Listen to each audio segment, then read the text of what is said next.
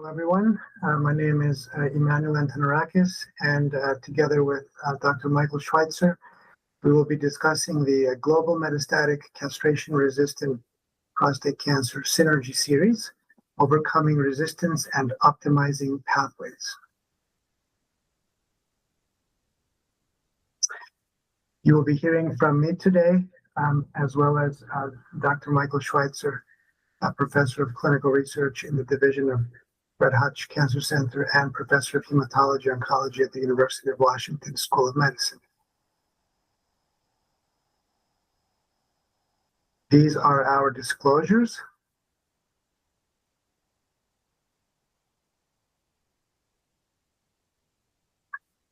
And my learning objectives will be to apply knowledge of androgen receptor pathway inhibitor resistance mechanisms, including epigenetic dysregulation and lineage plasticity, to inform clinical decision-making for mCRPC treatment, to formulate and implement evidence-based sequencing strategies for patients progressing on first-line ARPI treatment, to incorporate the rationale for targeting epigenetic pathways into the treatment of CRPC patients, and to differentiate and apply the understanding of mechanisms of action of emerging non-chemotherapeutic agents, including radioligands, antibody-drug conjugates, and novel immunotherapies.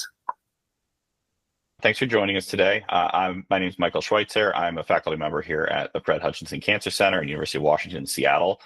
Today I'm going to be talking about androgen receptor pathway inhibitor resistance. Here are my disclosures. And the learning objective for this talk is to really learn how to apply knowledge of androgen receptor pathway inhibitor resistance mechanisms, including epigenetic dysregulation and lineage plasticity, to inform clinical decision-making in metastatic castrate-resistant prostate cancer, or mCRPC. Let's start with a case-based vignette. So this is a 68-year-old man with a history of metastatic prostate cancer who presents for follow-up. He's been on treatment with leuprolide and abiraterone for 3 years now and has recently been noted to have a rising PSA. PSA trend has gone from 0.8 to 2.3 and now 8 nanogram per ml over the past 3 months. Conventional imaging reveals several new osseous metastasis and enlarging lymphadenopathy. You obtain somatic next-generation sequencing. What is the most likely finding? A, AR amplification, B, AR ligand binding domain mutation, C, BRCA2 mutation, or D, evidence of mismatch repair deficiency.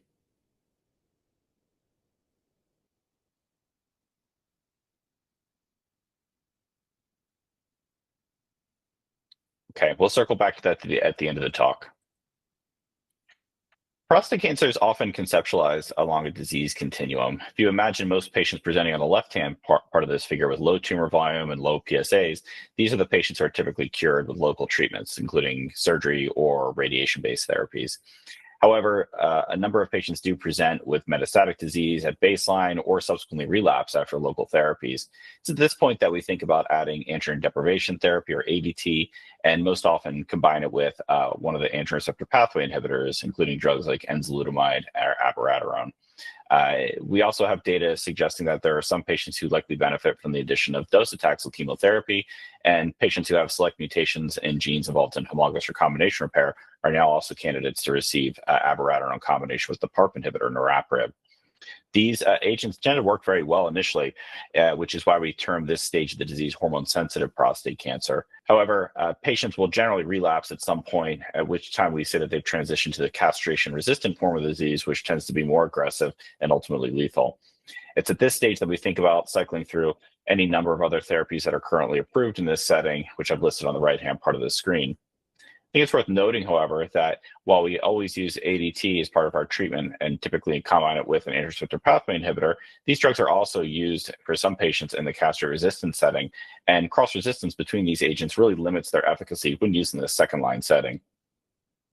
Case in point is retrospective data from a number of series looking at second-line responses to either abiraterone or enzalutamide. So on the top here, these are patients who received abiraterone after previously progressing on enzalutamide, and the bottom rows are patients who received enzalutamide after abiraterone. Note that the PSA response rates are relatively modest with these, with less than 10% of patients responding to abiraterone second line, and between 20 to 30% of patients typically having a PSA response to enzalutamide in this setting. A phase 2 prospective study evaluated the optimal sequence of abiraterone followed by enzalutamide as compared to enzalutamide followed by abiraterone. In this study, they wanted to look at the time to second progression, that is, progressing after the second line agent, or PFS2, as well as look at the PSA responses to the second line agent itself. The figure on the right here shows the second line responses to either enzalutamide on the left or abiraterone on the right. And you can see that overall, the second line responses are quite modest with each of these drugs, with enzalutamide noting a decline in PSA of 30% or more from baseline in 36% of patients, while with abiraterone, it was only 4% of patients had this degree of PSA response observed. They did show that in terms of PFS2, that the time to the second progression event was longer in patients who got this sequence of abiraterone followed by enzalutamide as compared to enzalutamide followed by abiraterone. Of note, however, there was no difference in overall survival between these two arms, although the study was not powered to look at survival. Let's pause and go for another polling question. Which of the following best describes a recognized mechanism of resistance to ARPI therapies that reflects lineage plasticity rather than AR-dependent signaling? A, increased EZH2-mediated epigenetic reprogramming. B, upregulation of CYP17-mediated androgen synthesis. C, enhanced AR nuclear translocation. D, increased AR coactivator binding. Or E, stabilization of AR protein through reduced degradation.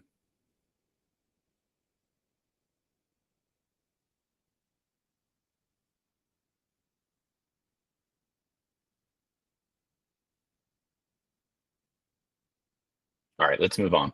Regarding the mechanisms that drive resistance between the androgen receptor pathway inhibitors, it's important to note that there's a variety of different ones out there, and there's a large body of literature describing the various mechanisms at play. It's beyond the scope of this talk to go into each of these in detail, but broadly, I think of classifying these into three different groups. Those that are androgen receptor activating, these would be things like androgen receptor ligand binding mutations, which can convert androgen receptor antagonists into agonists or be activated by alternative steroids. Androgen receptor splice variants that don't need the ligand to be activated, and androgen receptor amplifications. There are also non-androgen receptor dependent oncogenic pathways that can drive tumor growth. These would be things like loss of tumor suppressor genes, which can lead to hyperproliferative states, or alternative signaling pathways such as PI3 kinase signaling. And then there's lineage plasticity, the switching of phenotypes so that the tumor no longer relies on androgen receptor to drive its growth in the first place. Highlighting the degree of heterogeneity that we see, this landscape figure from this International Dream Team Stand Up to Cancer paper shows that there's a number of different mutations that are observed in the metastatic castrate-resistant setting. This study involved metastatic biopsies from patients who were had developed metastatic castrate-resistant prostate cancer and underwent molecular profiling. As the oncoprint on the left shows, there's a variety of different mutations that have been noted in this study, and broadly, this paper classified them as being Wnt pathway signaling, PI3 kinase pathway alterations, AR pathway alterations, those involved in DNA repair, such as those critical to homologous recombination repair, and those result in cell cycle aberrations, such as RB1 alterations. Again, this is just one paper showing a snapshot of the various mutations we see, and several other publications looking at these in more detail have already been published. Also looking at the heterogeneity that we see in later stage castrate-resistant prostate cancer is work from the University of Washington Rapid Autopsy Program. In this study, they defined tumors as being androgen receptor positive or neuroendocrine positive based on immunohistochemistry. And you can see that when they perform transcriptional profiling on these tumors, that it does a good job in terms of segregating the different subtypes that we see in late stage prostate cancer. So what exactly is lineage plasticity? This is essentially phenotype switching that occurs most often in the context of chronic androgen receptor pathway inhibition. This can drive the loss of luminal markers that we typically see at diagnosis, those involved in androgen receptor signaling and AR dependence, and lead to the acquisition of alternative lineage programs, including those related to neuroendocrine prostate cancers. It's notable that there's been an increasing incidence of androgen receptor null prostate cancers that have been observed since the approval of abiraterone, the first of the next generation androgen receptor pathway inhibitors to be developed. On the right here is a figure that shows the incidence of androgen receptor negative prostate cancers in both the pre-abiraterone setting on the left and the post-abiraterone setting on the right. I'll just draw your attention to the top panel where we see that in the pre-abiraterone setting, approximately 10 to 11% of patients who died of prostate cancer had evidence of an AR null tumor, Whereas in the post-abiraterone setting, we see that it's approximately 1/3 of all patients who die from prostate cancer have evidence of an AR-negative prostate cancer at that setting, really speaking to the idea that we are pushing tumors towards these AR null phenotypes and promoting lineage plasticity through the use of these AR signaling inhibitors. There's a lot of work that's gone into understanding the biology that leads to lineage plasticity and the loss of these AR markers. But a basic model of lineage plasticity that pertains to prostate cancer includes a number of key molecular events, including genomic loss of RB1 and T53, which can facilitate this shift away from the luminal phenotype. Further dysregulation of oncogenic drivers and lineage-determined transcription factors facilitates this transition further. And then finally, epigenetic changes, including increased EZH2 activity, can lead to these tumors losing AR luminal markers and developing these alternative lineages, such as neuroendocrine prostate cancers. Given the phenotypic diversity of late-stage metastatic castration-resistant prostate cancer, a system for classifying prostate cancer subtypes based on AR and neuroendocrine immunohistochemistry markers has recently been proposed. This provides a framework for which we can define prostate cancers and in turn systematically evaluate therapeutic strategies tailored to each subset. So returning to our case-based vignette, overall, of the 4 answers provided, AR amplification is the most commonly seen molecular change that we see out of the ones listed. And again, just looking back at this landscape figure from the International Dream Team work from Stand Up to Cancer, you can see that overall, over 60% of patients with metastatic castration-resistant prostate cancer have evidence of an AR alteration, with the majority being AR amplifications. So in summary, metastatic castration-resistant prostate cancer is a heterogeneous entity with multiple mechanisms driving resistance to the androgen receptor pathway inhibitors. These resistance mechanisms can be broadly classified as AR-activating, non-AR dependent oncogenic pathways, and those mediating lineage plasticity. Androgen receptor and neuroendocrine expression patterns provides a framework for defining mCRP subtypes and allows us to conceptualize the disease in this resistant state. Thanks for your attention. I'll now turn it over to Dr. Antonarakis to present the second part of this program. The learning objective is to formulate and implement evidence-based sequencing strategies for patients progressing on a first-line ADT plus ARPI agent, incorporating genomic biomarkers where available and imaging biomarkers where available into individualized treatment planning. So let's begin with a poll question. We have a 65-year-old man diagnosed previously with de novo, low volume metastatic hormone-sensitive prostate cancer, Gleason score 4 + 4 = 8, who develops progression to metastatic castration-resistant disease 14 months after receiving initial therapy with ADT and enzalutamide doublet. His germline and somatic genetic testing is negative. A PSMA PET scan obtained at the time of metastatic castration-resistant progression shows 3 bone lesions, each with SUV max values between 4 and 8. And one of those bone lesions has begun to cause pain. What is his best next systemic therapy? Please take a look at the answers and cast your vote.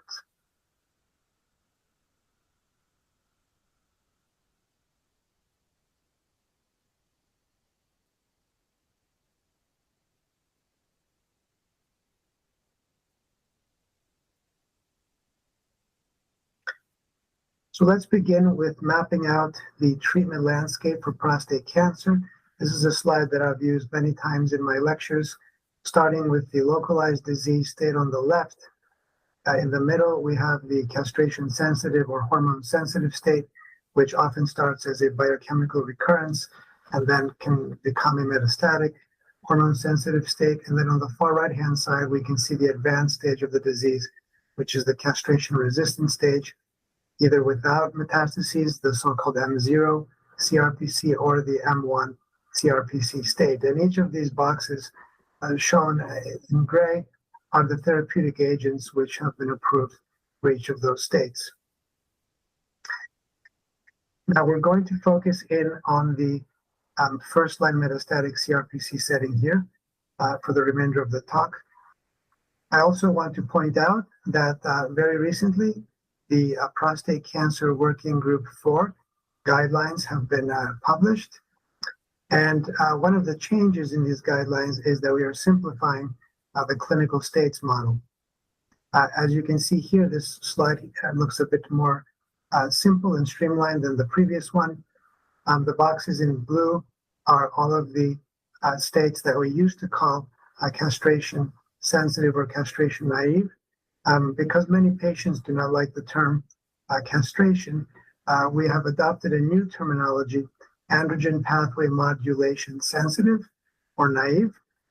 And then what was previously known as castration-resistant prostate cancer in yellow, we are proposing that this should now be called androgen pathway modulation resistant. A bit of a mouthful, but over time we hope that these new terminologies will be adopted. And again, the states here also have to do with whether there is non-metastatic disease or metastatic disease identified on conventional or molecular imaging. And then on the far right, instead of referring to first line, second line, third line mCRPC, what we are now proposing, as I mentioned before, is the androgen pathway modulation resistant terminology. And there, instead of lines of therapy, we are simply recommending documenting the specific type and number of prior systemic therapies received.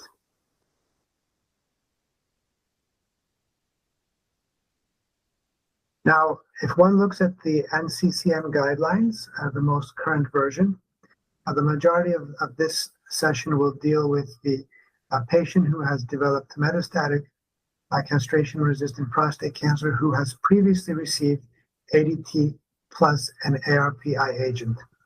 And the box in the middle, which is circled in blue, shows the NCCN options for that patient. As you can see, docetaxel chemotherapy is category 1.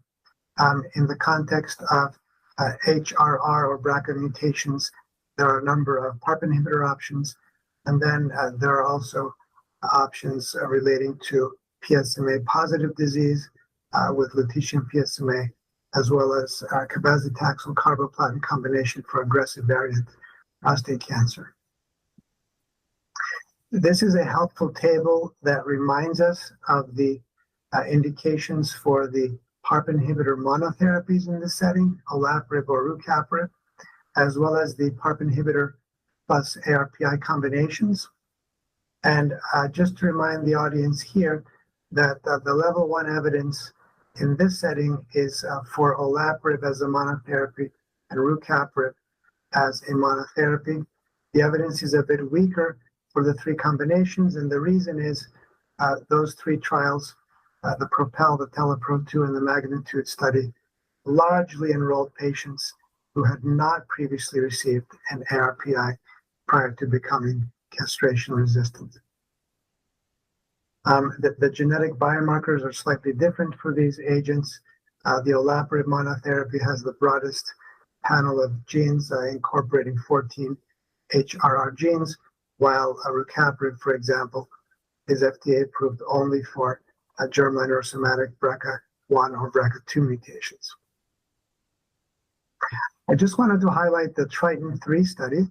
This was a phase 3 trial of rucaparib in the first-line metastatic castration-resistant setting in patients who had received one and only one prior ARPI agent.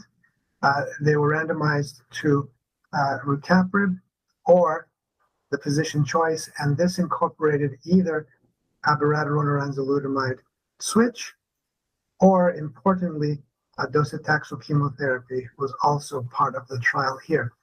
The genetic subset that was included were patients with BRCA1 and 2, as well as ATM, germline or somatic genetic mutations. The trial met its primary endpoint. If you look at the left part of the slide, you can see that rucaparib improves progression-free survival, PFS, compared to the control group. And of course, you have to remember the control group was a mix of ARPI switch and docetaxel chemotherapy. But what I found very interesting is on the right-hand side, we are now splitting that control group according to the 2 different components. So the top shows the rucaparib curve against the patients that received docetaxel in the control arm. And the bottom shows rucaparib against patients receiving an ARPI switch. And while we can clearly see that the magnitude of benefit is greater when the control arm is the ARPI switch, we still do see a clinically significant and statistically significant improvement over docetaxel in this setting. And to me, that was quite profound because it implies that, especially for patients with BRCA1 and BRCA2 mutations who reach the first-line mCRPC state having received one prior ARPI, for those patients, docetaxel is probably not the most important next therapy for them, and a PARP inhibitor such as rucaparib or perhaps even olaparib might be a better choice. Next, of course, we do need to discuss radioligand therapies, including lutetium PSMA-617. These are agents targeting the prostate-specific membrane antigen receptor, and a ligand, in this case, bound to a beta emitter, lutetium-177, is delivered into the PSMA-positive expressing cells. The first-line mCRPC study of this agent was called PSMA-4. Once again, these were patients with metastatic CRPC who had received one and only one prior ARPI agent.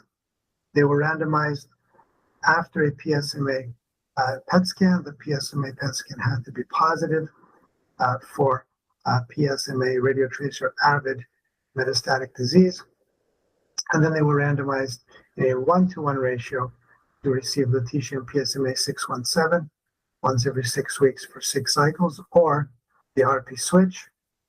And this is a radiographic progression-free survival primary endpoint.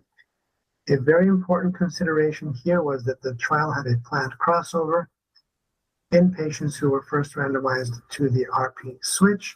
And in fact, in that arm, 84% of those patients at the time of their first radiographic progression crossed over to the radioligand agent.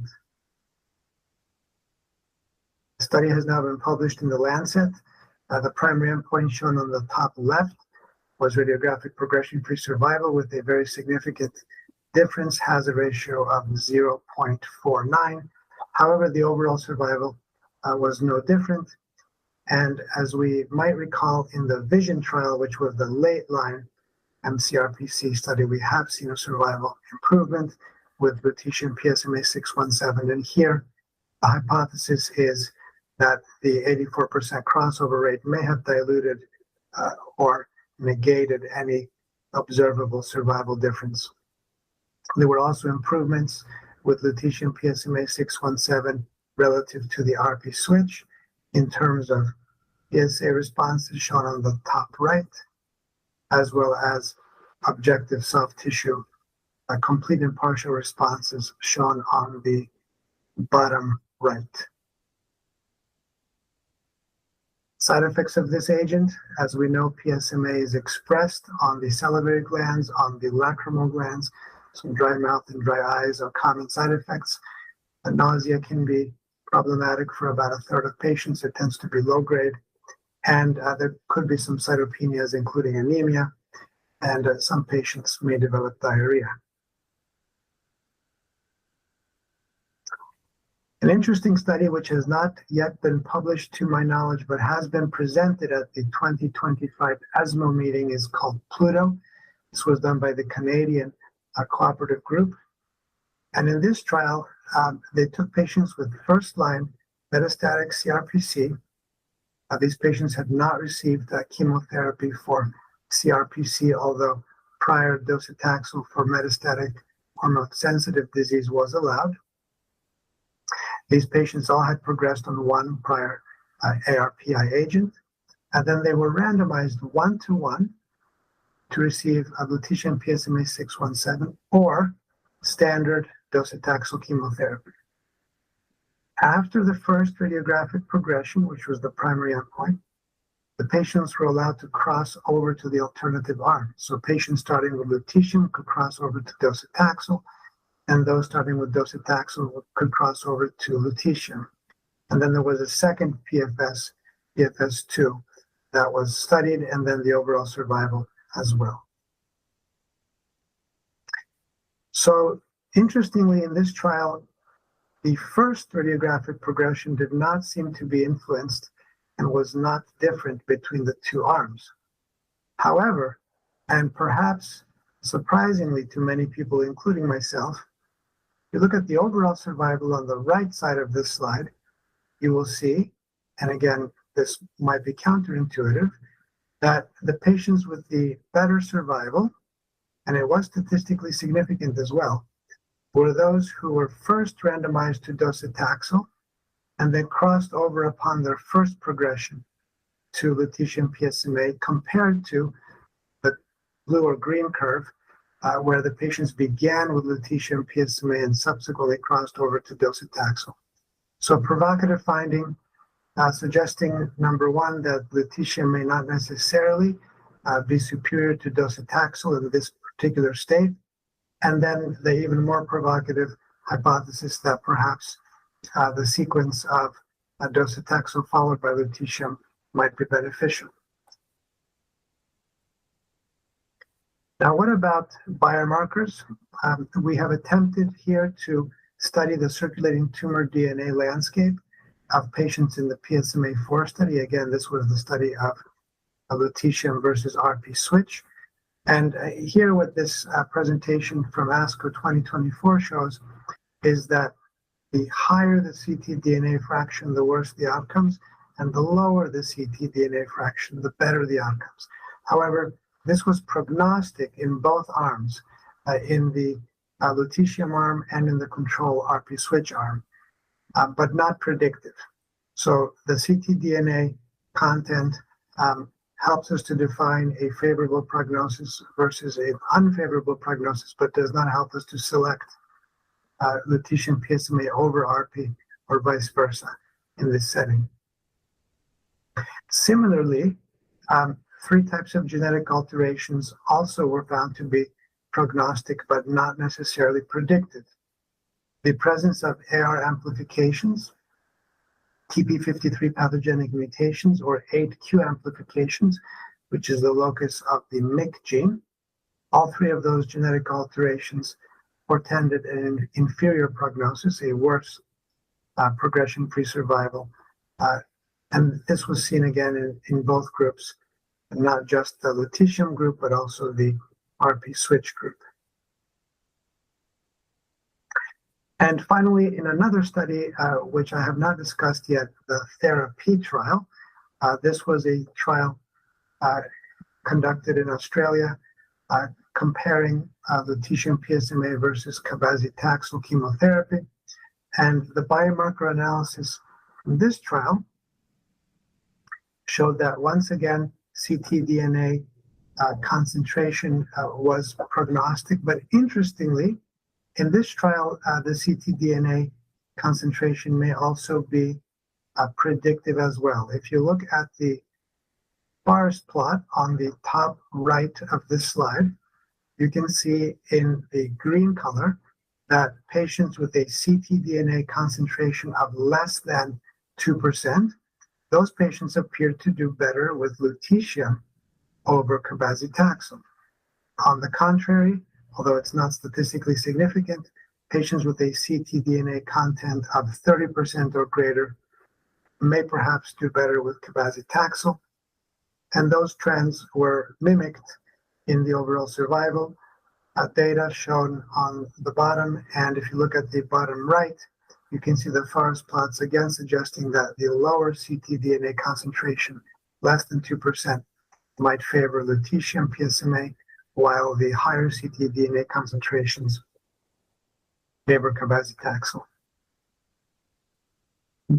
Finally, also from the therapy trial, the genetic alterations detected from the circulating tumor DNA might in fact be predictive as well. And the one that stood out is P10 alteration or P10 deletion. They call that P10 null.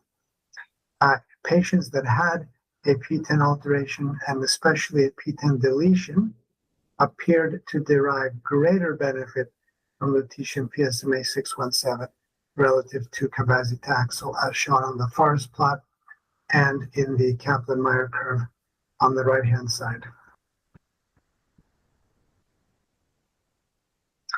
So to conclude the topic of first-line mCRPC in the post-ARPI pre-taxane space, in general, docetaxel is considered a great choice for the majority of patients, especially the biomarker unselected patients. For those that have PSMA positive disease with high PSMA uptake by SUV max or SUV mean, lutetium PSMA is now an FDA approved option in those patients.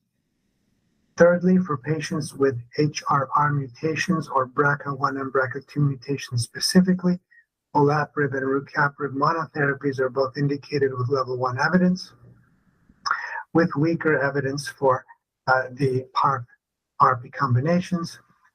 We must not forget sipulosyl T, a dendritic cell-based antigen-presenting cell immunotherapy, is also indicated in this space for asymptomatic or minimally symptomatic patients without bone pain.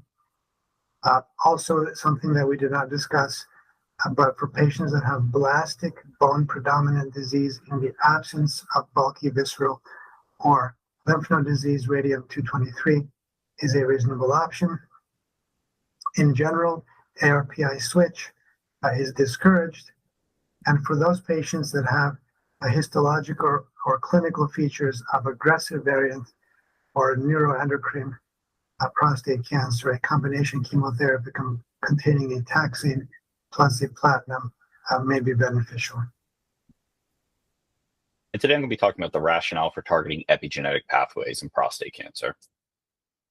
The learning objectives for this presentation is to incorporate the rationale for targeting epigenetic pathways into treatment planning to extend the clinical benefit of AR-directed therapy in metastatic castration-resistant prostate cancer. First, let's start with a polling question.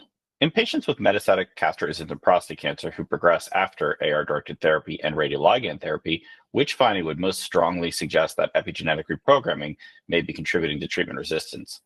A, high PSA but stable imaging. B, disease progression with low stable PSA. C, low volume bone-only disease. D, presence of TMPRSS2 ERG fusions. Or E, prior response to docetaxel.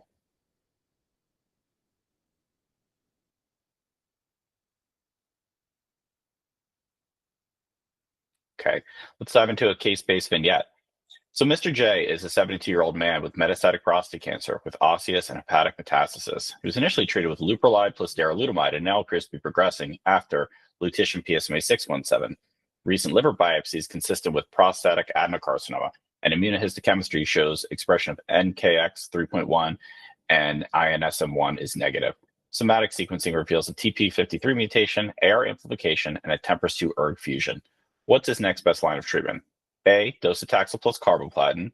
B, abiraterone. C, clinical trial testing of PRC2 or EZH2 inhibitor plus an androgen receptor pathway inhibitor. Or D, cabazitaxel.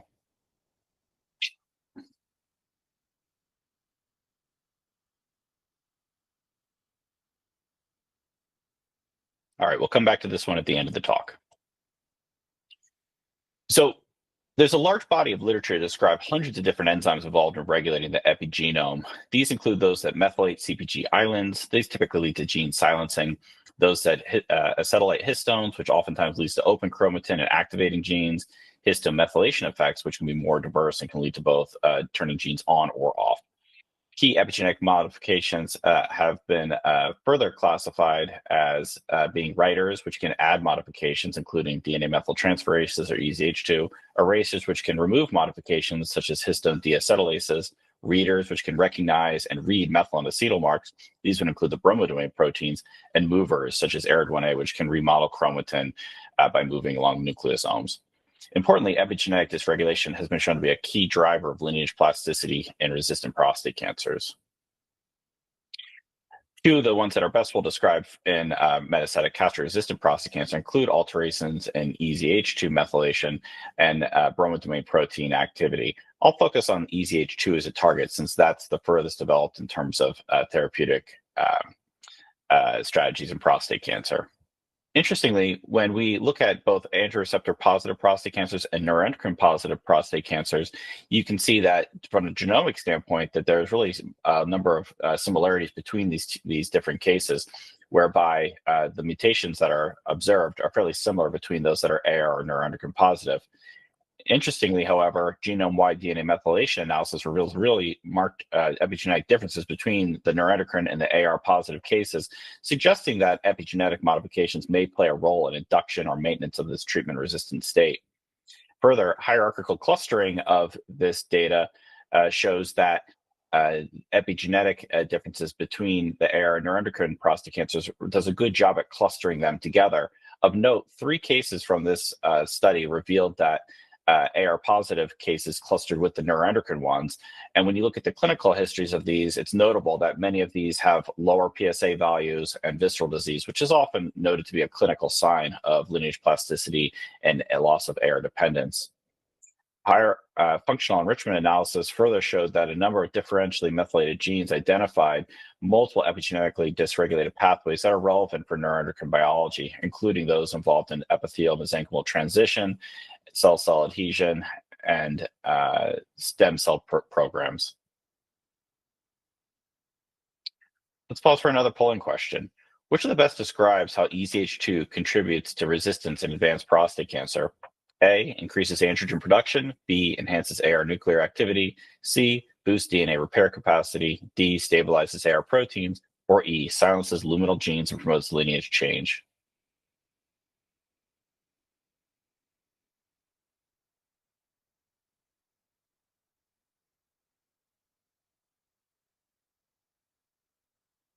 So as I mentioned earlier, there's a number of different epigenetic changes that are relevant for tumor biology. I'm going to focus here on EZH2 since this is the one that, again, is probably the best studied in prostate cancer and currently is being targeted as a therapeutic strategy with a number of new agents. So EZH2 is the enzymatic subunit of the polycomb repressive complex 2, or PRCA2, and it catalyzes the deposition of repressive H3K27 trimethylation marks. We see that when you look at later stage prostate cancers, that there's an enrichment in EZH2 activity with mRNA levels going up as you progress from benign prostate cancer cases to, when you progress from benign prostates to prostate cancer cases to castration-resistant prostate cancer, and the highest overall expression is seen in those that have evidence of neuroendocrine transformation. One model by which EZH2 may facilitate this change in lineage is that NMIC can redirect EZH2 activity to target gene promoters and suppress luminal epithelial programs, including those mediated by androgen receptor. This in turn would allow the neuroendocrine lineage to emerge in that context. Looking at preclinical models, we see that inhibition of EZH2 activity can block transdifferentiation, but overall there's limited in vivo activity when EZH2 inhibitors are used in neuroendocrine models as shown in the studies on the right here. It's also notable that EZH2 has a non-canonical function in whereby it can collaborate directly with the AR transcriptional machinery to drive AR signaling by itself, and that's independent of the role that it plays in promoting lineage plasticity. It's also notable that EZH2 activity differs in androgen receptor positive compared to neuroendocrine positive prostate cancers, and you can see that the EZH2 mark H3K27 trimethylation is different depending on whether it's an AR positive or neuroendocrine positive case. This leads to silencing of neuroendocrine lineage transcription factors in AR positive prostate cancers, whereas in the neuroendocrine cases, we see that the H3K27 trimethylation marks lead to silencing of luminal genes and those involved in epithelial transcription factors. I wanted to briefly talk a little bit about some of the clinical work that's gone into developing EZH2 inhibitors, and I'm going to focus on mevrometostat since this is the one furthest in development. It is notable, however, that there's a number of other EZH2 or PRC2 inhibitors that are currently in clinical development. This is the study schematic from a phase 2 expansion portion of a clinical trial testing mevrometostat in combination with enzalutamide versus enzalutamide alone.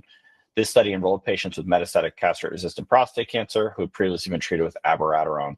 They were allowed to have received 1 or fewer prior lines of chemotherapy in any setting, and they must have had progression at time of enrollment per prostate cancer working group 3 criteria. All patients were also maintained on androgen deprivation therapy. A total of 81 patients were randomized 1-to-1 between the 2 treatment arms, and the primary endpoint was radiographic progression-free survival as well as safety, and a number of secondary endpoints were assessed as well to determine the pharmacokinetic effects of the drug and also response rates. To show the baseline characteristics here, and just notable that these are fairly well matched between the two groups, and that almost 50% of patients on this study had previously been exposed to taxane chemotherapy. The study did show that there was an improved progression-free survival in patients who got the combination of mevrometostat and enzalutamide, with a 49% reduction in the risk of progression at any time point. This translated into a median RPFS of 14.3 months for patients getting mevrometostat and enzalutamide versus 6.2 months for patients getting enzalutamide alone. In terms of the response rates, they see radiographic responses occurred in 26% of patients getting the combination, whereas only 14% of patients receiving enzalutamide had a response. The proportion of patients who had a 50% or greater decline in PSA was also higher in patients who received mevrometostat plus enzalutamide at 34.1% compared to 15.4% in patients who got enzalutamide monotherapy. In terms of safety, the majority of patients in both arms had a treatment-emergent adverse event. These were mostly lower grade, and it's notable that very few patients discontinued treatment due to a treatment-emergent adverse event. Some of the more common adverse events observed included those that were related to GI toxicity, such as diarrhea. It's notable that currently this drug is being tested at a lower dose in combination with food, which has been a good strategy in terms of mitigating some of the GI toxicity that was previously observed in this phase 2 expansion part of this study. I'll also point out that data from a randomized study testing enzalutamide with or without tazemetostat, another EZH2 inhibitor, did not show a clear difference in radiographic progression-free survival. It's a very similar patient population. Ultimately, however, the difference was not observed here. I would point out that the control arm of enzalutamide had a relatively long RPFS at 13.8 months, which is beyond what is typically observed when enzalutamide is given the second-line setting. So it's unclear whether or not this patient population was really representative of those that were enrolled to the randomized dose expansion study I just showed you with mevrometostat. Additional data from the phase 1 part of the study developing mevrometostat revealed that this agent does modulate genes that would typically be expected based on the activity of EZH2 inhibition, showing that it does have on-target pharmacodynamic effects. And then finally, just point out that mevrometostat does appear to be active in the context of both patients who harbor androgen receptor as well as TP53 mutations, which again are two of the more common alterations seen in both AR positive and neuroendocrine positive prostate cancers. Overall, we found that in patients with P53 mutations, almost 80% of patients were able to stay on treatment for 6 months or more, and 61% of patients who had an AR mutation stayed on for 6 months or more. So going back to our vignette, I think the best answer for this one would be to enroll a patient on a clinical trial testing a PRC2 or EZH2 inhibitor. Docetaxel and carboplatin is a consideration, but most often reserved for patients who have at least 2 mutation tumor suppressor genes, including TP53, RB1, or PTEN. Abiraterone would not be a good idea for this patient since he's already progressed on darolutamide, and response rates to abiraterone in this setting are quite low. In addition, he appears to have more aggressive disease with a liver metastasis now, and it would be inappropriate to use an androgen receptor pathway inhibitor by itself in this setting. And cabazitaxel is not correct because his patients never received docetaxel, and cabazitaxel is currently approved to be given as a second-line therapy after docetaxel. So in summary, epigenetic changes are frequently observed in metastatic castrate-resistant prostate cancer and can play a key role in promoting lineage plasticity and drug resistance. Several epigenetic therapies are under development. These include agents which target PRC2 complex or EZH2, and so far data has demonstrated promising early results with several of these drugs moving into the phase 3 setting. There are also a number of other epigenetic targets that are currently being investigated in clinical trials, and I didn't have the time to get into these in too much detail, but key targets include BRD4, one of the bromodomain proteins, NSD2, and P300/CBP. Thanks again for your attention, and I'll turn it back over to my colleague, Dr. Antonarakis, to present the final part of this program. For this next session, the learning objective is to differentiate and apply understanding of mechanisms of action of emerging non-chemotherapeutic agents, including novel radioligands, antibody-drug conjugates, and novel immunotherapies. So let's begin again with a polling question. Now we have a 62-year-old man with minimally symptomatic metastatic castration-resistant prostate cancer. He's been through a lot of prior systemic therapies, starting off with ADT abiraterone, followed by sipuleucel T, then docetaxel chemotherapy, then a second ARPI enzalutamide, and most recently, lutetium PSMA 617. At the time of presentation, he has minimal bone pain with a pain score of 2 out of 10, a reasonable, although not perfect, performance status with score of 1. And unfortunately, he has a growing liver lesion, which is biopsied and shows adenocarcinoma without neuroendocrine or small cell histology. And the immunohistochemistry from the liver biopsy shows high STEAP1 protein expression. Which of these investigational agents targets STEAP1? Please cast your vote.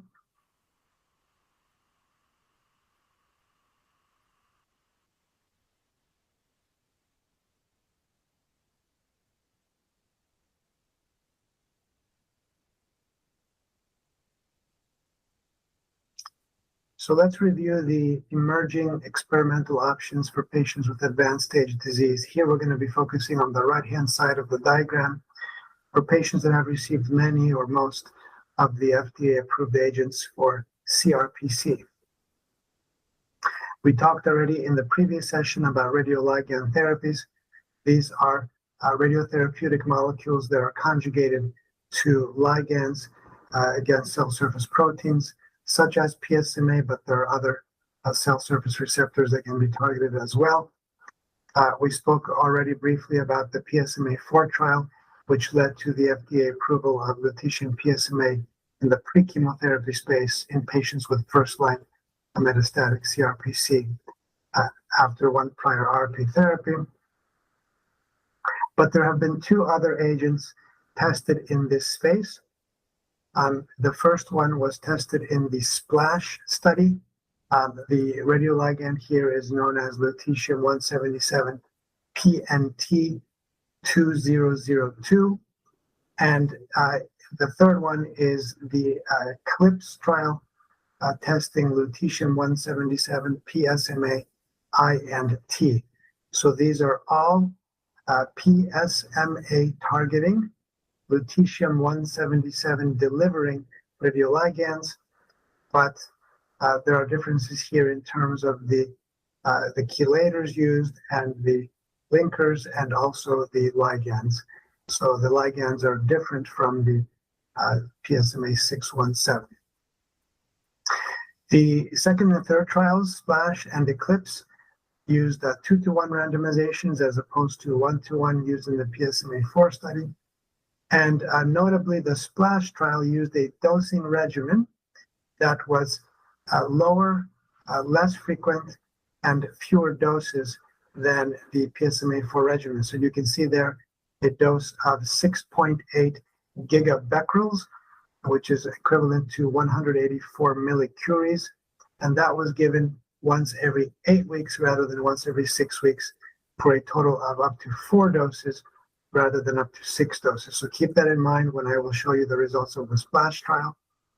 The ECLIPSE trial began with a dose of 7.4 gigabecquerels, 200 millicuries every 6 weeks for a total of 4 doses. And during the conduct of the trial, the protocol was modified to increase the number of doses to 6 doses rather than 4. So a proportion of patients on the ECLIPSE trial received 7.4 gigabecquerels 4 times, and another proportion received the same dose 6 times. So the ECLIPSE trial is able to analyze the effect of a number of doses, 4 versus 6, in addition to the quotes-unquote higher dose of the radioligand at 7.4 gigabecquerels. The SPLASH trial results have been reported. This was a presentation at ESMO 2024. Once again, the trial design was first-line mCRPC, 1 prior ARPI, 2-to-1 randomization against lutetium PSMA PNT2002 versus ARPI switch. Again, this trial had a crossover that was built into its design, and 84.6% of patients initially randomized to ARPI crossed over to the radioligand agent. The radiographic progression-free survival endpoint was met, although the hazard ratio was more modest than that seen in the PSMA-4 study, and in the overall survival analysis, there was no difference in any direction favoring either lutetium PNT2002 or ARPI switch. If you compare head-to-head the RPFS results of PSMA-4, which led to the FDA approval of lutetium PSMA-617 in the pre-chemo space, and the SPLASH trial, you can see a hazard ratio of 0.49 in PSMA-4 versus 0.71 in SPLASH. So clearly a diluted effect. And as I mentioned before, this is primarily, in my mind, due to the reduced dose of the radioligand and the reduced interval, 8 weeks instead of 6 weeks, and the lower number of doses being 4 rather than 6. If you look at the PSA responses and the objective responses, you will also note numerically fewer responses in the SPLASH trial relative to the PSMA-4 trial. The lutetium-177 PNT2002 will not be filing for FDA approval, so that agent is not expected to reach the market in the US. The third one, which is the ECLIPSE trial, has been presented only as a press release, and we are expecting to see the top-line progression-free survival and overall survival data at a future Congress. But at the moment, all we have is a press release disclosing that the primary RPFS endpoint has been met, but no details or statistics have been given so far. So please keep your eyes open for the public presentation of these data at a future Congress. I also want to talk about another entity targeting PSMA, but here, instead of having a ligand that attaches to the PSMA receptor, we have an antibody. So this is called a radio antibody as opposed to a radioligand. It still targets PSMA, and it still delivers lutetium-177, a beta particle, and the agent is known as lutetium-177 rosopatamab extrazetan. This was previously known as lutetium J591, developed by Dr. Neil Bander. The phase 3 trial of this agent is also targeting the first-line metastatic CRPC population in patients who have received one prior ARPI. Docetaxel is only permitted if it was given in the metastatic hormone-sensitive setting, and more than 6 months have passed between the final docetaxel and randomization. And here, there's a 2-to-1 randomization. If you cast your eye to the right part of the slide, where it says randomized treatment expansion 490.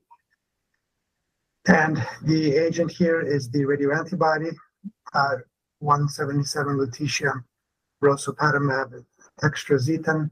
And the control arm, interestingly here, allows either the ARPI switch or, importantly, docetaxel chemotherapy. So this trial will also have the ability to compare it against either or, ARPI or docetaxel. The primary endpoint, of course, will be the combined standard of care arm, but then there will be subset analyses presented of the radioantibody versus ARPI and the radioantibody versus docetaxel. This study does not yet have results. So having discussed radioligands, let's shift and talk about antibody-drug conjugates. And there are so many of these out there at the moment in prostate cancer, but I'm going to focus on those targeting B7-H3 to use this as an exemplar. It's clearly not the only class of ADCs available. So what is B7H3? It's also called CD276. It previously was thought to be an immune checkpoint, also used to be known as PDL3. And in this study here, what we show is that out of all solid tumors from a large clinical genomics database, prostate cancer is the second highest in terms of the expression of this particular cell surface protein. So B7H3 is a relevant target in prostate cancer. The first agent to design an antibody drug conjugate against B7H3 was this particular drug that was previously known as MGC018. This was an antibody drug conjugate targeting B7H3 and delivering a chemotherapy payload known as duocarmycin. The randomized phase 2 trial of this agent, which subsequently became known as vobramitamab duocarmazine, was the TAMARACK trial. This was a randomized trial with 2 arms. Both arms contained the active antibody drug conjugate agent. There was no control arm, and the difference being the dose of the antibody drug conjugate was 2 milligrams per kilogram every 4 weeks in arm A versus a higher dose, 2.7 milligrams per kilogram IV every 4 weeks. This trial was powered for a primary endpoint of progression-free survival. This has been presented in abstract form at the ESMO 2024 meeting. Both the low dose and the higher dose of Vobra Duo produced, as you can see here, radiographic progression-free survivals of approximately 9 months, which is certainly respectable in this patient population. We also saw interesting clinical activity as measured by best PSA responses, where we are seeing confirmed PSA responses in the order of 40 to 45%. But the challenge with this agent was its toxicity, with 2 unexpected side effects, one being pleural effusions, which we don't typically know how to manage in our prostate cancer clinics. They're much more common in thoracic oncology clinics, lung cancer clinics. But the even more concerning one was the pericardial effusions, and both the low doses and the high doses of this particular antibody drug conjugate produced about 25 to 45% chance of pleural effusions and 12 to 17% chance of pericardial effusion. For this reason, the future development of Vobra Duo has been terminated, but the proof of principle that an antibody drug conjugate targeting B7H3 could be beneficial, I think, was made. Now, fortunately, we have other agents that are targeting the same molecule, again, B7H3, and the one that I think will make it into a phase 3 study is the ifinatamab deruxtecan. Again, this is an antibody drug conjugate targeting B7H3, but here the payload is an exatecan derivative as opposed to an alkylating agent. This agent has been tested in multiple cancer types, including prostate cancer, non-small cell lung cancer, and esophageal cancers. In the prostate cancer cohort, this waterfall plot here shows objective responses, in other words, RECIST responses. And if you look at the bottom right-hand part of that waterfall plot, you can see a significant number of patients achieving partial radiographic responses.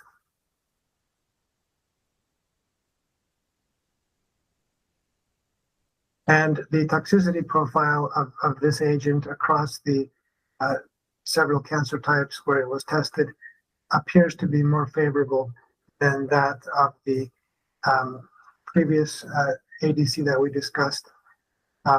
Nausea and anemia appear to be common side effects, but are generally a grade 1 to 2. There is some diarrhea with this one, anorexia, and constipation. This agent is now being developed by Merck, and there is a phase 3 randomized trial in prostate cancer examining the first-line mCRPC population, where the ifinatamab deruxtecan is being compared against the control group that contains ARPI or docetaxel chemotherapy. And finally, I would like to discuss bispecific immune engagers. And here there are two notable examples. The first one, xaluritamig, targeting a cell surface protein known as STEAP1, and the second, pasritamig, a cell surface protein similar to PSA called KLK2. So xaluritamig, previously known as AMG 509, is a bispecific antibody that joins a CD3 positive T cell to a STEAP1 expressing prostate cancer cell. STEAP1 stands for 6-transmembrane epithelial antigen of the prostate 1. This is a transmembrane protein highly expressed in prostate cancer. Does not appear to be expressed in non-prostate or benign tissues. And again, the goal here is to bring in proximity to the STEAP1 expressing cell, the CD3 positive T cells. This agent underwent an early phase clinical trial published in Cancer Discovery 2024, showing a very high PSA response rate as shown in the waterfall plots here, exceeding around 40 or 50% with a PSA 90% reduction of about 20 to 30%. This agent works not only against lymph node disease and bone disease, but also against visceral disease, which is one of the most lethal forms of our disease. In the left, you can see a patient with large liver metastases that were treated and shrunk with the xaluritamig. And on the right, you can see a PSMA PET imaging from a patient with visceral and bone disease that significantly improved with the xaluritamig. Phase 3 studies of that agent are now ongoing in the late line mCRPC setting and will hopefully move up to the first line mCRPC setting soon after that. And finally, pasritamig, another CD3 bispecific engager, this time not targeting STEAP1, but targeting KLK2, also known as HK2. This is a PSA-related protein. As you may recall, the PSA gene is the KLK3 gene. So here we are talking about KLK2, and this is a membrane-bound prostate cancer cell-specific cell surface protein. And again, the bispecific antibody here engages CD3 positive T cells to be in proximity with KLK2 positive prostate cancer cells. The early phase study of this agent, which is now published in JCO, showed significant PSA reductions. This agent is given as an IV infusion once every 6 weeks. And this trial is now also undergoing phase 3 development, again, beginning in the late stage, second or third line mCRPC setting, and then we'll be moving into the earlier stages after that. Thank you all so much for your attention. Before we move to the questions, I'm just going to bring up on screen our QR code for today's session. You will need to scan this whenever you are leaving to claim your CME certificate, which is completely free. I will also place the link in the chat box, and we will show it to you again at the end. Now we have some time for questions.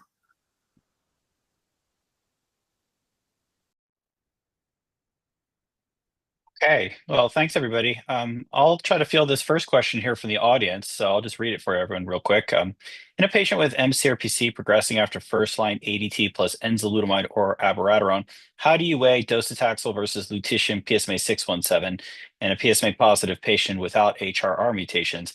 What clinical factors tip the balance for you? This is an excellent question. I think we're faced with this quite frequently in clinic.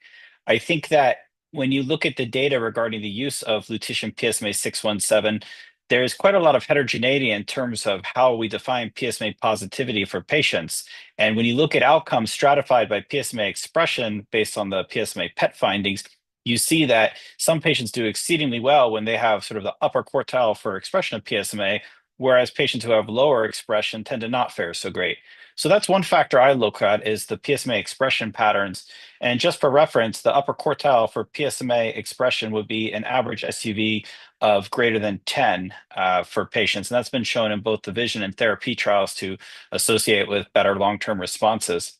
I think the other clinical factors that I think about in terms of whether or not I might go with lutetium PSMA versus docetaxel is the distribution of sites of disease. So a patient with visceral disease, specifically liver metastasis, we know don't do very well with lutetium PSMA, and I'd be more inclined probably to use docetaxel in that setting as well. Okay, let's go to the next question.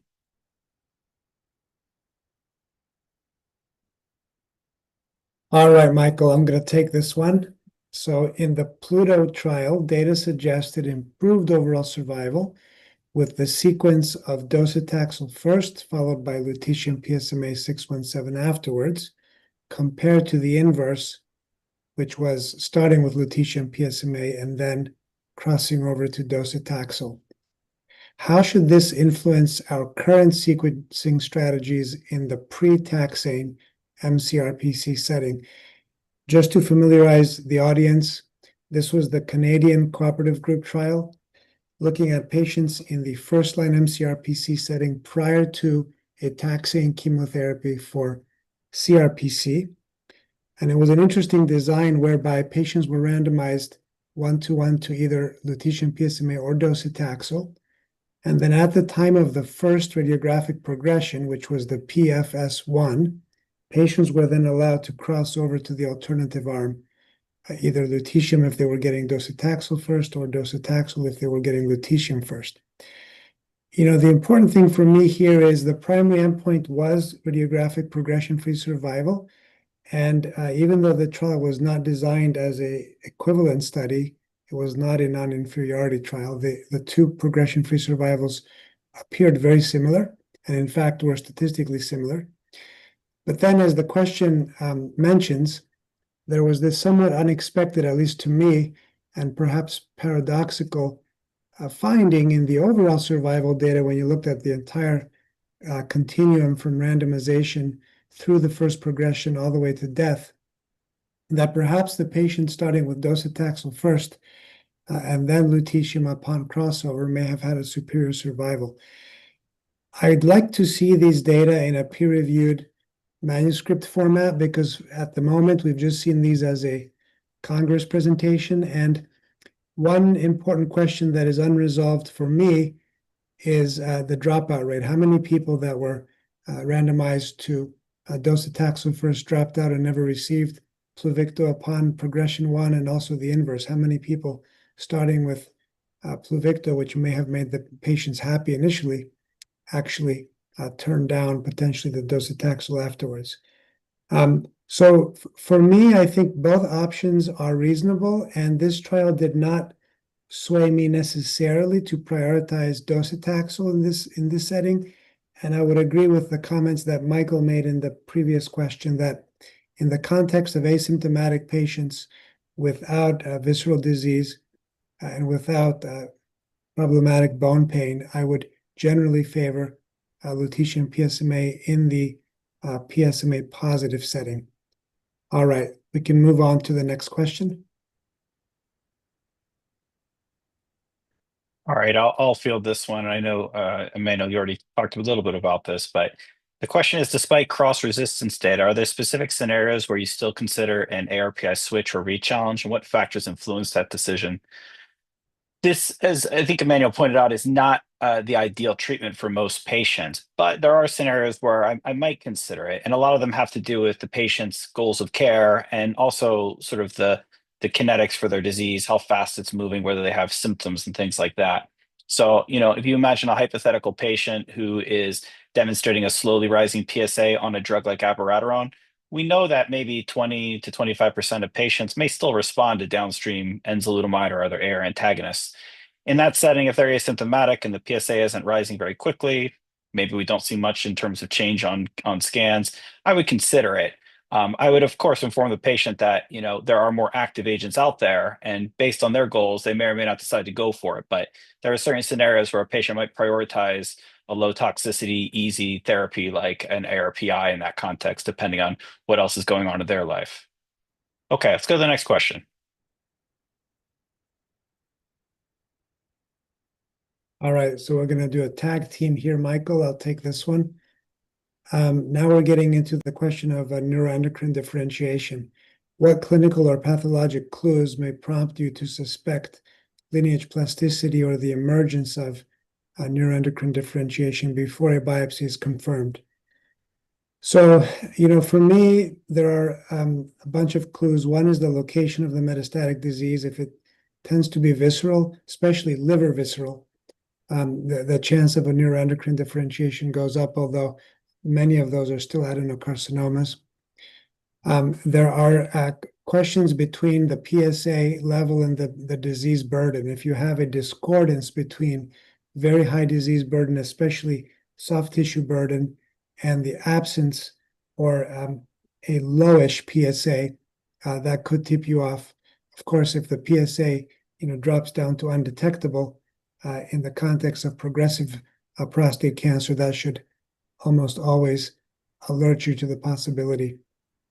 And then, of course, there are types of bone metastases that we do not typically see with adenocarcinoma. So, for example, if you see a osteolytic as opposed to osteoblastic metastasis, if you see a bone lesion that has an exophytic soft tissue component that sticks out from the bone and forms a soft tissue mass, those are, again, more reminiscent of neuroendocrine differentiation. Having said all of these things, I've had many cases where the clinical criteria fit, but then the biopsy is done and it comes back as adenocarcinoma.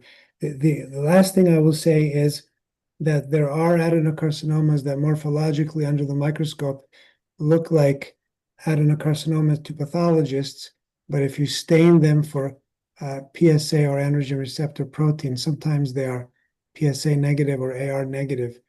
And in my practice, if those are histologically adenocarcinomas, but they have lost expression of PSA and or AR, I do tend to treat them more like neuroendocrine clinically, although we cannot classify them as such histologically. All right, next one. Okay, let's see here. So for patients with TP53 and RB1 alterations, but no overt small cell histology, how aggressive are you in considering platinum-based chemotherapy? It's a good question, and there's a little bit of data looking at genomic loss of tumor suppressor genes, P53, RB1, and also P10 out of MD Anderson group that showed that in patients that had 2 or 3 of these alterations, either by sequencing or also by immunohistochemistry, demonstrated potentially a benefit when platinum-based chemotherapy is added to a taxane. This was a relatively small randomized study, and it's actively being validated in the context of a larger national cancer cooperative group trial being run through SWOG in the US. I think when I see a patient, I do consider adding platinum-based chemotherapy for patients that have 2 out of 3 of these mutated genes. It depends a little bit on practical features in terms of whether or not the patient's fit enough to receive these drugs and whether or not it's keeping with sort of their goals. I think the other thing I take into account too is the clinical pace of disease. And this kind of goes back to the prior question too. If somebody has a very aggressive clinical course with rapidly expanding lesions or pain that I think needs to get under control more rapidly, I'd probably be tipped towards recommending adding platinum chemotherapy in that context as well. Okay, next question. I could probably field this one too, and welcome any thoughts that you might have, Emmanuel. But what biomarker would you ideally want before enrolling a patient in an EZH2 inhibitor trial? It's kind of the million-dollar question right now because the studies that have been reported so far regarding the use of EZH2 inhibitors don't really have a lot of biomarker data reported. As I pointed out, there's a little bit of sort of pharmacodynamic data showing that you can have modulation of gene expression that would typically, fit with the mechanism of action of EZH2 inhibitors. But, in terms of predictive biomarkers, we really don't have any great leads. I think from a mechanistic standpoint, it's sort of appealing to think about maybe patients who have loss of function mutations and tumor suppressor genes may potentially benefit from these drugs, owing to the fact that perhaps they're sort of primed to sort of head down this lineage plastic pathway. That hasn't been validated prospectively. I would hope that some of the ongoing phase 3 trials would answer that question, though. I think, in general, studies that are ongoing need to include more blood-based and tissue-based assessments to try to understand exactly who does well with these drugs versus don't. But I think that's going to hopefully come with time, but we don't have an answer to that one right now. Okay. And yet, sorry. Yeah, I'll just add, Michael, that to me, it seems unlikely that we will be using any EZH2 protein level or genetic mutation or activation status to design these trials. What I've seen so far, and you've been part of those, is we are taking a biomarker unselected population, and there's a bunch of post hoc exploratory biomarkers, but not really a true eligibility selection marker. Yeah, it's a good point. This is all the data for EZH2 implications on a genomic level. That's sort of more relevant for lymphomas and other malignancies, and prostate cancer has really increased transcripts of EZH2 that are probably playing a role in promoting lineage plasticity. So good point. All right, let's go to the next question. All right, so now we're moving into the realm of other experimental therapies, including B7H3 targeting therapies. So B7H3, a new novel target in prostate cancer and other cancers. It's a cell surface protein.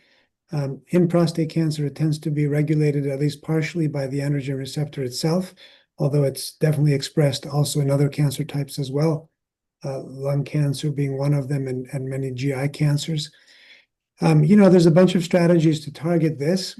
I did talk in my lecture about an antibody drug conjugate, ADC, from Macrogenics. Even though that particular one is not going to make it into phase 3, I think the target is relevant and is going to be of interest in prostate cancer. There are other antibody drug conjugates delivering different payloads targeting B7H3 in development, including in phase 3 clinical trials. And then, of course, B7H3 can also represent a target for bispecific immune engagers. So those will be coming. And even potentially radioligand therapies as well, although we have not seen that yet in prostate cancer. So I think that the lesson here for the audience is, if you have not heard of B7H3, you probably should look into it. And there's going to be multiple therapeutics coming down the pipeline.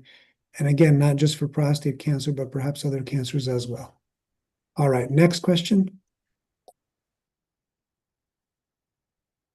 Okay, I can take a stab at this one.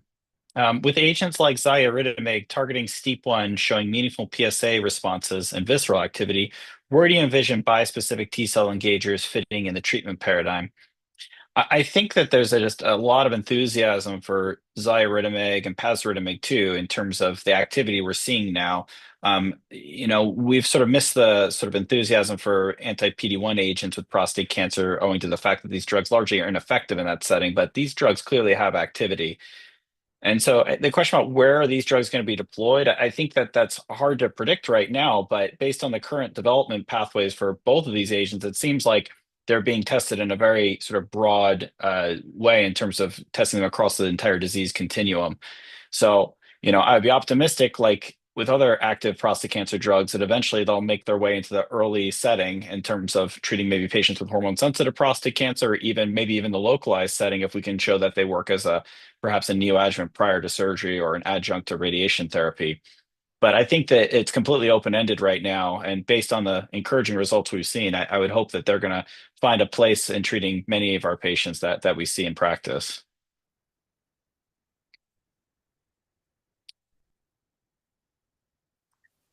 Okay, unfortunately, we have no more time for questions and answers, but I just want to say thank you once again for all of you joining us. Importantly, I'm just going to bring up on the screen again the QR code for today's session, and as before, you will need to scan this to claim your CME certificate, which is free. I will also place the link in the chat box. I hope you found today's session helpful and interesting. It has been our pleasure to host you. If you have enjoyed this session, please be sure to check out our other resources on medalleducation.com, where you can claim CME credit for participating in all of the free CME programs. Before you leave, we would like to encourage you to stay and listen to a brief interview with a patient advocate. Keeping the patient at the center is an important component of our education at Medall, and hearing directly from a patient advocate helps to ground these concepts in real-world care and highlights the importance of communication and shared decision-making as treatment options evolve. Now let's turn to Darren Wilson, who will share their experience. Thanks again for joining us.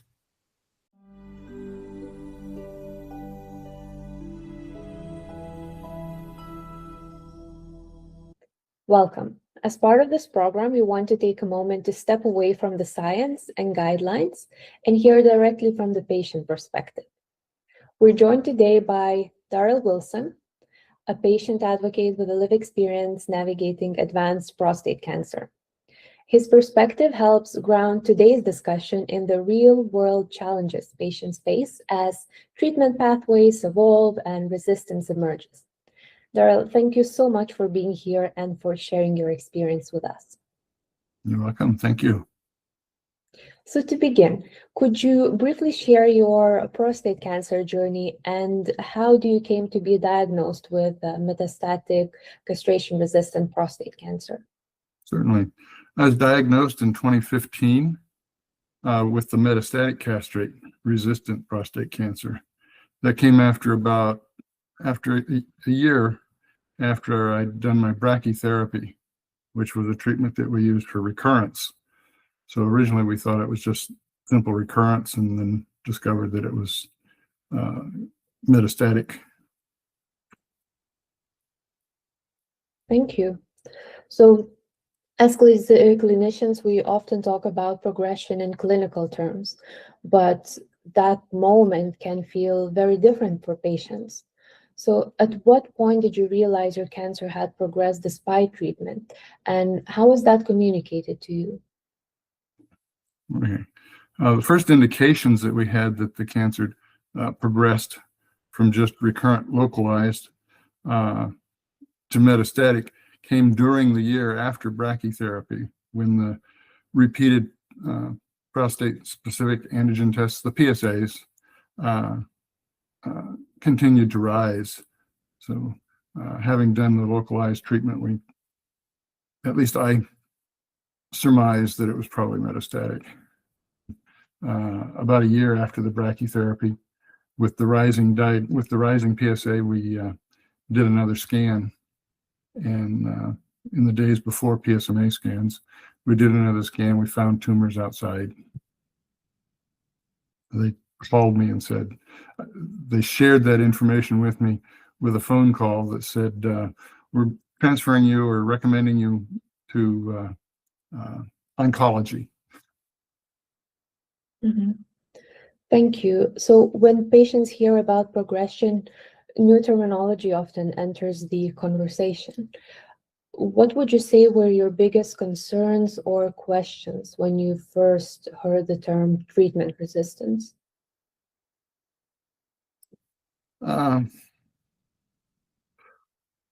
With treatment resistance, or essentially the first resistance after the initial ADT, we were using Lupron in those days, and so the progression is difficult.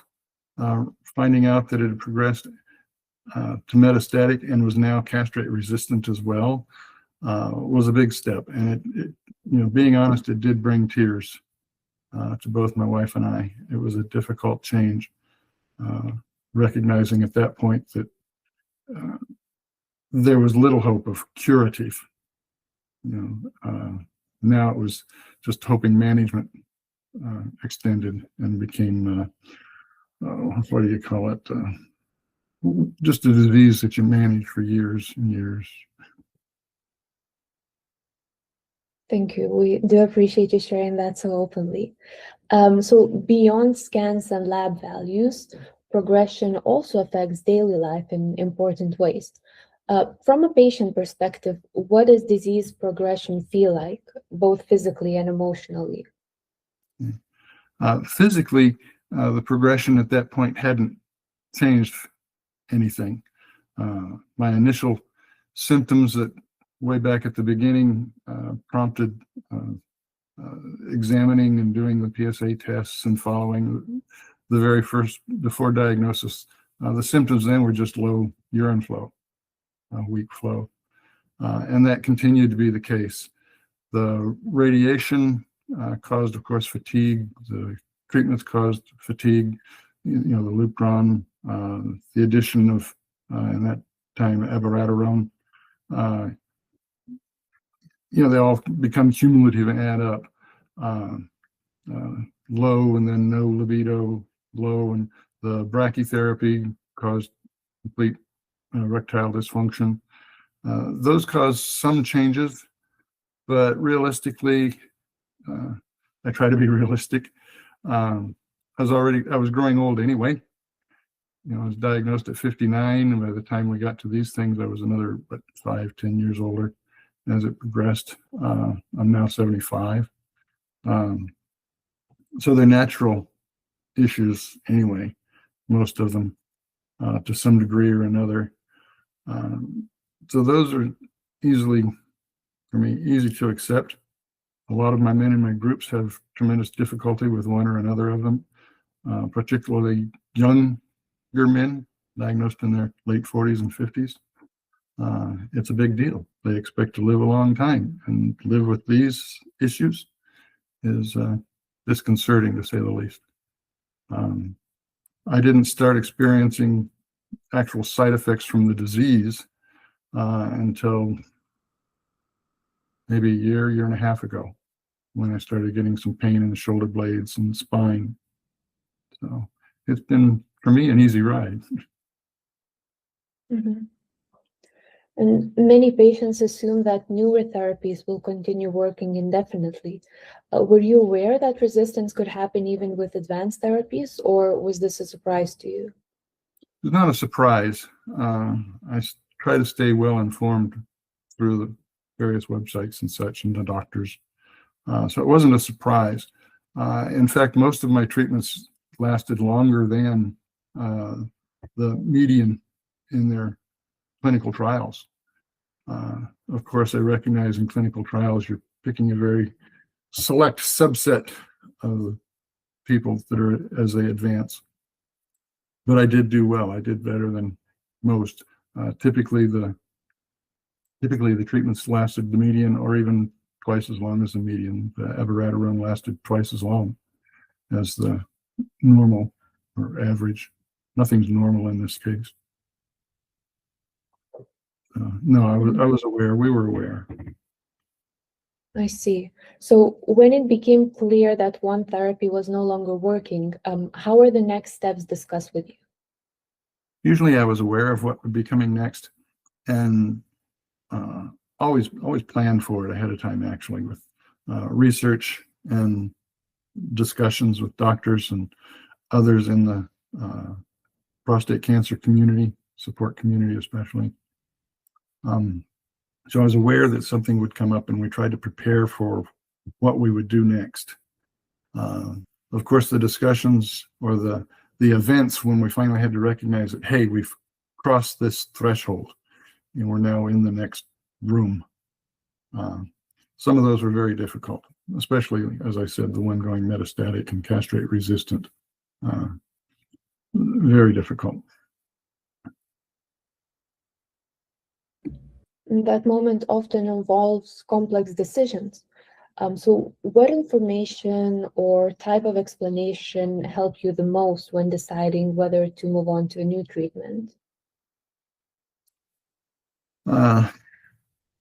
Usually information that I would get from the internet, but I don't mean that in the broad sense that, is a negative. I don't just Google prostate cancer. I trust certain sites, and we go to them, including the manufacturers of the pharmaceuticals websites. They have good information on side effects.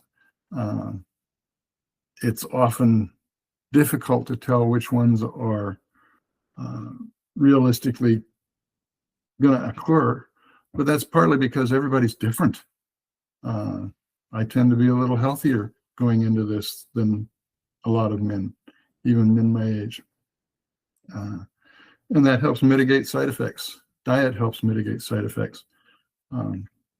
So in making the decision, I'm looking for as much information as I can get, including through the support groups and such, men who've gone through it. Typically, before I add something, I've talked to several men who've used that therapy before. And now this kind of brings us to the idea of shared decision making, which is a key focus in a patient-centered care. So what does shared decision making means to you as a patient? And did you feel you were part of those decisions? I was definitely part of the decisions. I'll answer the last part first. Definitely part of the decisions. Frequently, I shouldn't say frequently, several times during the process, I had to get second opinions because I didn't agree with my provider. And second opinions to help guide what I was going to get, usually got what I wanted. And what I wanted came from the research ahead of time and discussions with other patients, and all of that is. So I think shared decision means that both parties, all parties, to every one of my appointments, my wife has gone with me and is aware of what we're going to try to do. Shared decision means both parties are well informed, and if one of them is not, then it's not a shared decision. It's not equals. It needs to be on an equal basis. For example, I've had a doctor tell me at one point, "Oh, we don't need to do scans at this point," even though guidelines, typically NCCN guidelines are what I like to follow. Even though guidelines say we should be doing scans or more investigation at this point, I've got 17 years experience doing this. And at that point I said, well, I've got 9 as a patient. I'll put mine against yours. If you're both fully informed, and then you can make an actual shared decision. It's very nicely put, thank you. And kind of bringing it all together based on those years of your experience, what advice would you give healthcare professionals about supporting patients through uncertainty and evolving treatment pathways? I'd say that it'd be nice if the healthcare professionals would provide more information. I recognize appointments are limited, time is limited. They're thinking about the next patient that they're going to see as they're talking to me and that sort of thing. There's a lot of distraction on their side. They need to be prepared, I think, with a list of resources that the patient can use, including what I call safe websites. you can't just go to YouTube and Google this stuff. You're going to get all sorts of garbage. And even this good stuff may be dated. I've found that progress in this prostate cancer treatment has been just rocket speed. I mean, it's insane. Every time I've had a change that required a new treatment, there was something new available that hadn't been available, a year or two before. My second tier ADT had only been available a year or so for my phase of treatment. The immune therapy had been available a long time, but wasn't popular, and my original providers wouldn't do it. So another change. So the progress has been phenomenal. So you need to go to safe websites, check the dates on them, the date of the information, make sure that it's actually current. The organizations I like are like Zero, that's at zerocancer.org, PCF, Prostate Cancer Foundation, they fund a lot of research. NCCN guidelines, I can never remember what the initials stand for. They're at nccn.org. And their guidelines are typically what I use as a guide. I mean, really a guide. I may not follow them exactly, but they help. And they're changed or adjusted usually once a year or more often if something happens. When radiological therapy came out, I think they adjusted them faster than a year. And as I said earlier, the pharmaceutical websites are really good. You have to ignore the fluff and the puff, the marketing aspect of it.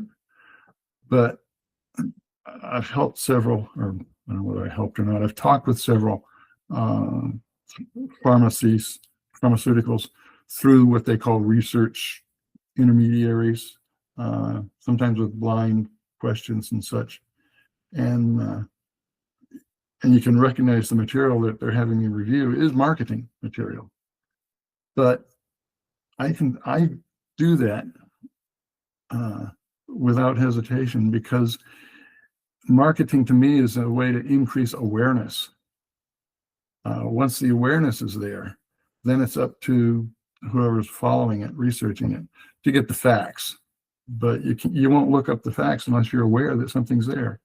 The huge ads for new drugs increase the awareness, and then it's up to the patient or whoever to look it up and see if it's really appropriate in this situation.